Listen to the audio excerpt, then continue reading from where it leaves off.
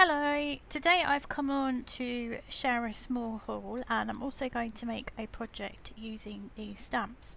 These are the IMALA stamps, ink made art like art, and it is from Tony Darroch of Stamps by Me and Carly Duff. And the first one I've got is this butterfly feather, and they're actually really big stamps.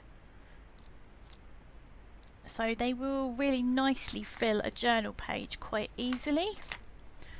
So I've got my journal here and you can see how that's going to fill that page.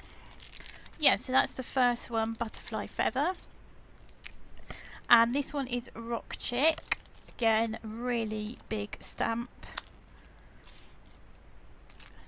Floral bulb, which is possibly my most favourite so far.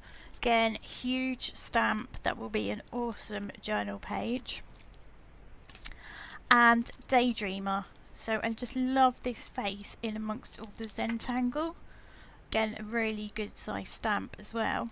So now I've shared those with you, I will start my project. The first thing I wanted to do as soon as I saw these stamps was use them on shrink plastic. I haven't used shrink plastic for ages, but the idea came to me because these are such big stamps. I could dig out my little shrink ruler and measure it all out and I'll see how small it turns out, but that would be absolutely no fun whatsoever. So I am going to try it out now. I'm using my press to impress. You can see I've got my piece of acetate down there already. I've put positioned my stamp and I'm using Stays On jet black ink because I haven't sanded the acetate. It does recommend sanding it on the back, but then it says about using inks, it says stays on best on unsanded. So I thought, well, I'll give it a go rather than trying to hunt down the right grade of sandpaper. I've only got one piece in my stash, and that's too harsh. I know there's some in the garage, but like I said, I just want to get on with playing.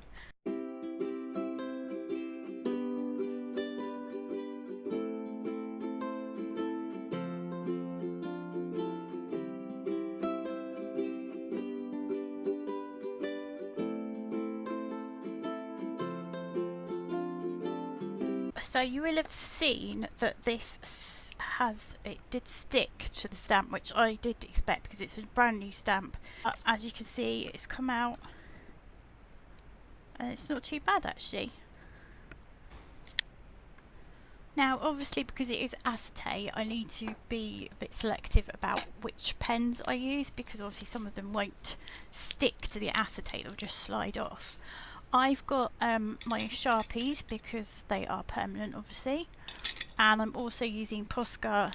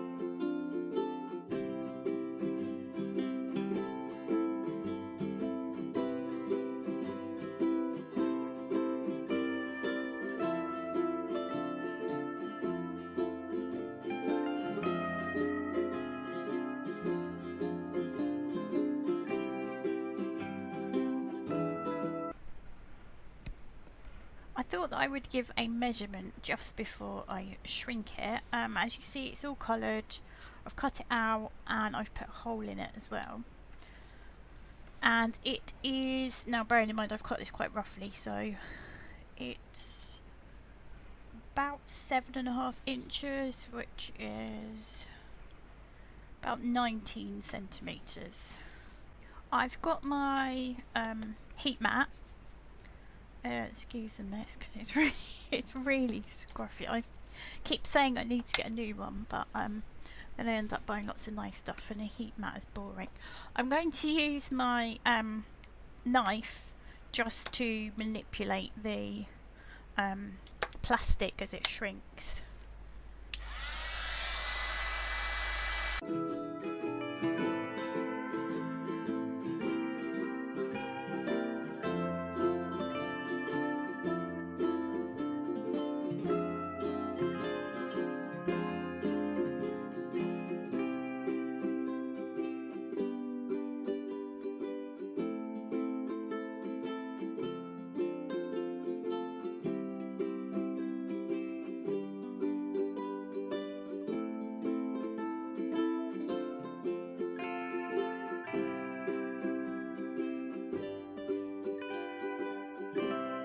That is finished.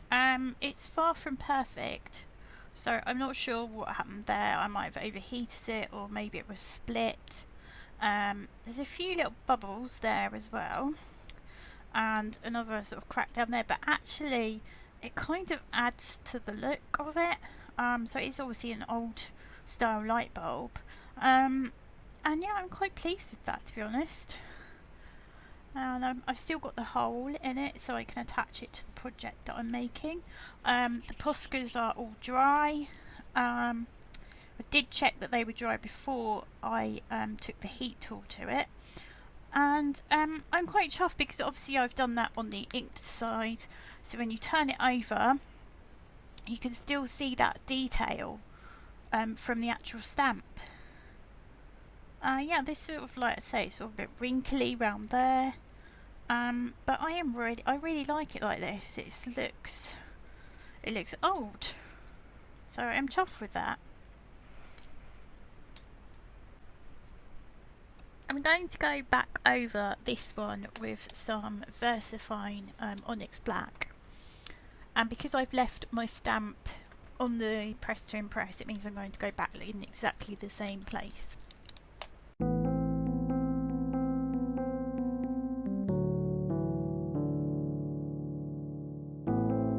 And now I'm going to add some clear embossing powder.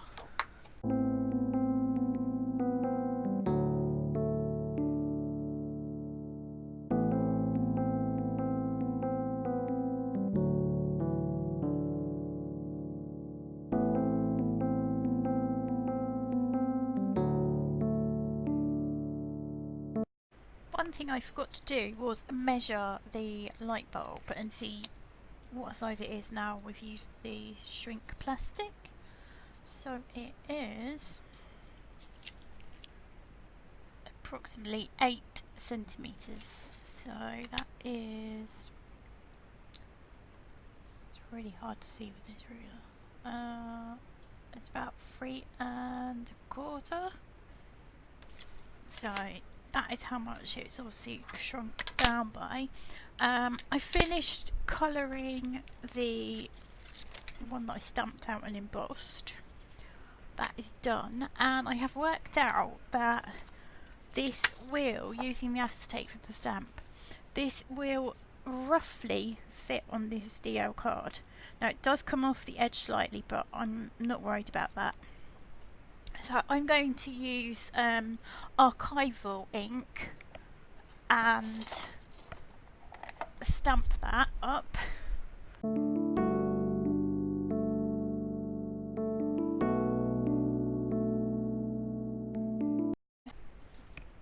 Right, so it hasn't come out perfectly because I didn't put enough pressure in the centre of the stamp, but I'm not worried about that because this is just going to be a guide for what I'm going to do. Next I'm going to cut some pieces from the image, the embossed image.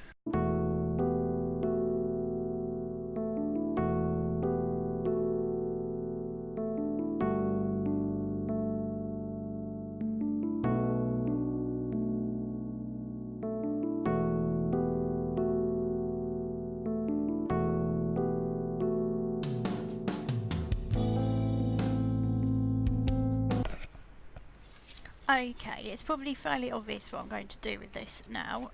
I am going to stick it over this, and I'm just going to put that, I think, just down with some ordinary wet glue.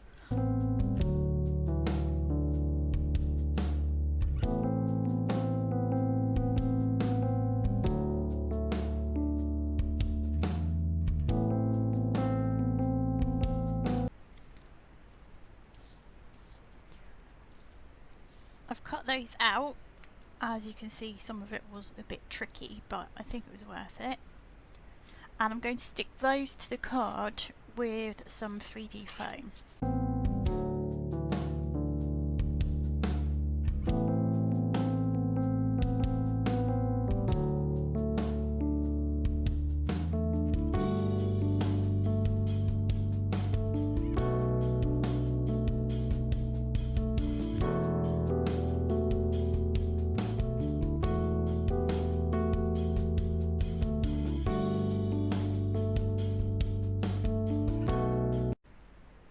I'm going to stamp another light bulb because I need another piece.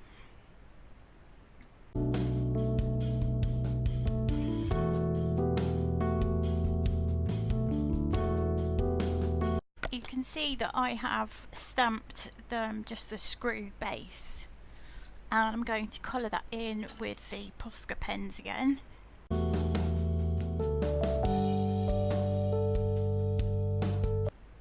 And now I'm going to cut it out. Right, so I'm just cutting slits down the side here, just 3 slits each side.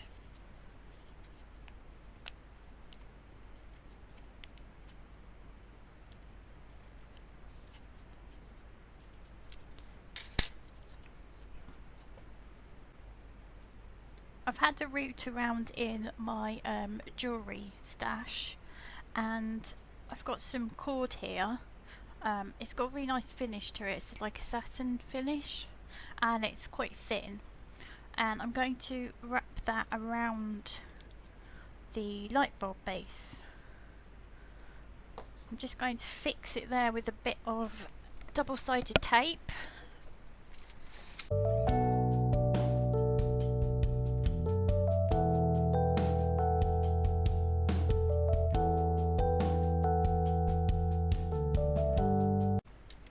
Stuck down with 3D foam pads. You can see that I've added the same type of cord to the light bulb, and you probably guessed by now it's making a necklace. So it's quite quirky. It is the sort of thing that I would wear, to be honest, with my vintage clothing, just a little bit different. I have these word stickers, and I thought that I could pick a couple that work well with the image. And I've also decided to use the stamp just to add a bit of interest. So just those dots there, I've just taken it to the ink pad, put it around my finger, and just sprinkled them over. I'm going to add the word glow up here, and then I'm putting blossom down the bottom, just there. And I think I might add a few more of those spots because the background does look a bit bare, and this just brings everything together. I'm not worried about them being perfect because the image is meant to be sort of grungy and vintage.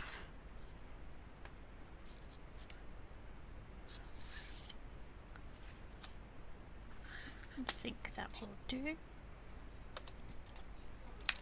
So I have my finished card. I might put a bit of glue behind those actually, and obviously the matching necklace, so it's a gift and a card. Thank you so much for watching. Please leave me a thumbs up and a comment. Until next time, cheerio.